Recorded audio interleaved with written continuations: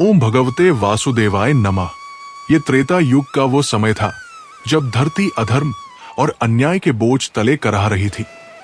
क्षत्रिय राजा, जिनके कंधों पर प्रजा की रक्षा और धर्म का पालन करने की जिम्मेदारी थी, अपने अहंकार और लालच के कारण अपने कर्तव्यों से विमुख हो गए थे। वे धर्म के मार्ग से भटककर अत्याचार और क्रूरता का पर्याय बन चुके थे। उनका अत्याचार इतना बढ़ गया था कि संपूर्ण पृथ्वी त्राही त्राही कर उठी थी। प्रजा असहाय थी और धर्म का प्रकाश अंधकार में डूबता जा रहा था। जब अधर्म का घड़ा भर गया और न्याय की पुकार देवताओं तक पहुंची, तो भगवान विष्णु ने धरती पर धर्म की स्थापना और अधर्म के नाश के लिए अपना छठा अवतार लिया, परशुराम। परशुराम का जीवन केवल एक योद्धा की कहानी नहीं है। ये उनके क्रोध और प्रतिशोध की गाथा मात्र नहीं है। ये त्याग, तपस्या, भक्ति और धर्म की पुनर्स्थापना की एक अद्वितीय और प्रेरणादायक यात्रा है। उनके जीवन में ऐसे अप्रत्याशित मोड़ आते हैं जो न केवल चौंकाते हैं, बल्कि हर सुनने वाले को गहराई से बांध लेते हैं। उनकी कहानी में वीरता है, करुणा है और सबसे महत्वपूर्ण, धर्म के प्रति अटूट समर्पण है। आज हम आपको परशुराम की अद्भुत कथा सुनाने जा रहे हैं। ये कहानी है एक योद्धा की, जिसने अपने संकल्प, साहस और गुरु शिव के आशीर्वाद से अधर्म को मिटाने का प्रण लिया। ये कहानी है उस अवतार की, जिसने न केवल अन्याय का अंत किया, बल्कि ये भी सिखाया कि अंतिम सत्य शांति और तपस्या में निहित है। तो चलिए इस प्रेरणादायक और रोमांचक यात्रा पर आगे बढ़ते हैं।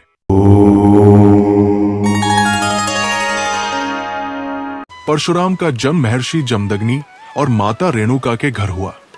एक ऐसा घर जो तपस्या, भक्ति और दिव्यता का केंद्र था। महर्षि जमदग्नि वेदों के प्रकांड विद्वान और एक महान तपस्वी अपनी साधना के लिए जाने जाते थे। उनकी पत्नी रेणुका अपनी पवित्रता और समर्पण के लिए पूज्य थी। ये दंपति अपने जीवन को धर्म और तपस्या के लिए समर्पित कर चुका था। देवताओं ने उनकी तपस्या से प्रसन्न होकर उन्हें एक दिव्य पुत्र प्रदान किया, जिसका नाम रखा गया राम, जो आगे चलकर परशुराम के नाम से प्रसिद्ध हुआ। परशुराम का जन्म किसी साधारण उद्देश्य के लिए नहीं हुआ था। वे इस पृथ्वी पर अधर्म और अन्याय का नाश करने के लिए आए थे। बचपन से ही उनके भीतर अद्भुत गुण प्रकट होने लगे। वे माता पिता की सेवा में तत्पर रहते और उनके चरणों में अपने कर्तव्यों को पूरा करने में ही आनंद पाते। उनकी भक्ति और धर्मनिष्ठा अद्वितीय थी।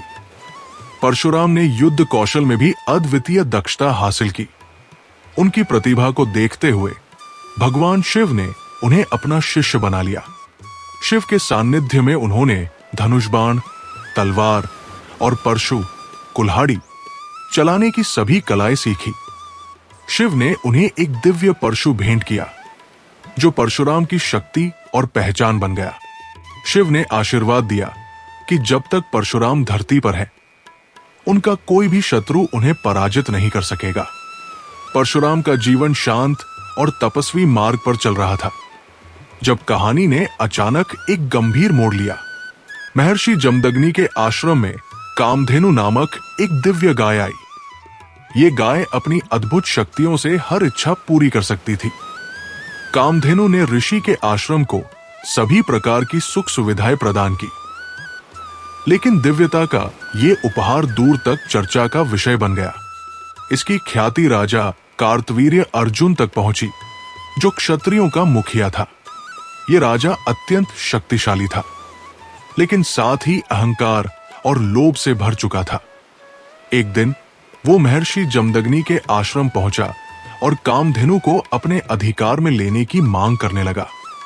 महर्षि जमदग्नि ने शांति और विनम्रता से इनकार कर दिया। कामधेनु एक पवित्र गाय थी और उसे बलपूर्वक लेना अधर्म था, लेकिन राजा अहंकारी था। उसने अपनी सेना के साथ आश्रम पर हमला कर दिया। कामधेनु को छीन लिया गया और आश्रम में विनाश का तांडव किया गया। जब परशुराम को यह समाचार मिला, तो उनके भीतर का क्रोध ज्वालामुखी की तरह फूट पड़ा। वे अपने परशु और धनुष बाण के साथ राजा के महल की ओर बढ़े। महल के द्वार पर भारी सेना उनका इंतजार कर रही थी, लेकिन परशुराम के क्रोध और युद्ध कौशल के सामने वो सेना टिक नहीं सकी। उन्होंने एक एक करके सैकड़ों सैनिकों को पराजित कर दिया। आखिरकार परशुराम का सामना राजा कार्तवीर्य अर्जुन से हुआ। ये एक महायुद्ध था। राजा ने अपनी 1000 भुजाओं और अद्वितीय शक्तियों का प्रयोग किया, लेकिन परशुराम का परशु, जो भगवान शिव का वरदान था, अजेय साबित हुआ। परशुराम ने राजा को परास्त कर उसका अंत कर दिया और कामधेनु को वापस अपने पिता के पास ले आए। हालांकि ये विजय अधूरी थी। कार्तवीर्य अर्जुन के पुत्र अपने पिता की मृत्यु से क्रोधित होकर बदले की आग में जलने लगे। उन्होंने अपनी सेना के साथ महर्षि जमदग्नि के आश्रम पर हमला किया। उस समय महर्षि ध्यान में लीन थे। निर्दयी पुत्रों ने उन पर क्रूरता से वार किया और उनकी नृशंस हत्या कर दी। जब माता रेणुका ने अपने पति की हत्या देखी तो उनका विलाप हृदय विदारक था। उन्होंने 21 बार अपने सीने पर हाथ मारा, जैसे हर प्रहार उनके भीतर एक नया दर्द जगा रहा हो। यह दृश्य इतना हृदय स्पर्शी था कि इसे देखकर धरती और आकाश भी मौन हो गए। जब परशुराम वापस लौटे और ये हृदय विदारक दृश्य देखा तो उनके क्रोध की सीमा नहीं रही। उनके मन में केवल एक ही विचार आया, प्रतिशोध। उन्होंने उसी क्षण प्रतिज्ञा ली, मैं पृथ्वी से अधर्मी क्षत्रियों का 21 बार नाश करूंगा और अपने पिता के अपमान का बदला लूंगा। यह प्रतिज्ञा केवल एक योद्धा की नहीं थी, यह धर्म के पुनः स्थापन की शपथ थी। परशुराम अब केवल एक पुत्र नहीं थे, वे धर्म के रक्षक बन चुके थे, जो अन्याय का अंत करने के लिए किसी भी सीमा तक जाने को तैयार थे। परशुराम ने अपनी प्रतिज्ञा पूरी करने के लिए अदम्य साहस और अटूट संकल्प का परिचय दिया। उन्होंने एक के बाद एक 21 युद्ध किए, जिनमें उन्होंने उन सभी अत्याचारी क्षत्रियों को परास्त कर दिया जो अपने अहंकार और अधर्म में अंधे हो गए थे। उनका परशु, जो भगवान शिव का वरदान था, हर युद्ध में उनके हाथों का सबसे भरोसेमंद और अजेय हथियार बना। इस दिव्य परशु ने उनके भीतर की शक्ति और उनके उद्देश्य को और अधिक प्रखर किया। इन युद्धों में परशुराम ने केवल अत्याचारी और अन्यायी क्षत्रियों का विनाश किया। उनके लिए युद्ध केवल प्रतिशोध का माध्यम नहीं था, यह धर्म की स्थापना का एक साधन था। वे ये भली भांति जानते थे कि निर्दोषों पर कोई आंच नहीं आनी चाहिए। इसलिए हर युद्ध में उन्होंने निर्दोष प्रजा को सुरक्षित रखा।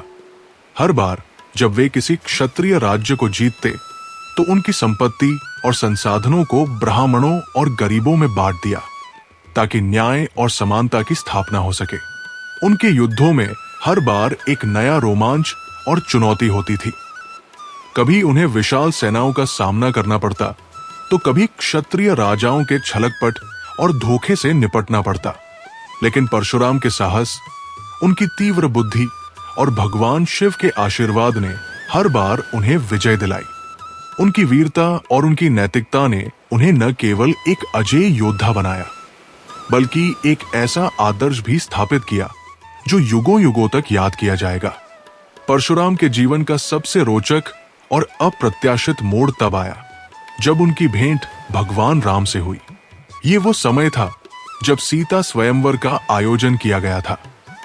स्वयंवर में उपस्थित सभी योद्धाओं और राजाओं के सामने भगवान राम ने शिव के अद्भुत धनुष को तोड़ दिया। इस घटना की सूचना परशुराम तक पहुंची और जैसे ही उन्होंने ये सुना, उनका क्रोध भड़क उठा। यह धनुष उनके गुरु शिव का प्रतीक था और इसे तोड़ने की धृष्टता पर उनका गुस्सा चरम पर पहुंच गया। परशुराम तत्काल स्वयंवर स्थल पर पहुंचे। उनका तेजस्वी क्रोध देखकर वहां उपस्थित सभी लोग भयभीत हो गए। उनके आगमन से स्वयंवर का माहौल एकदम बदल गया। उनके चेहरे पर जो क्रोध था, वो किसी भी योद्धा के रोंगटे खड़े कर सकता था।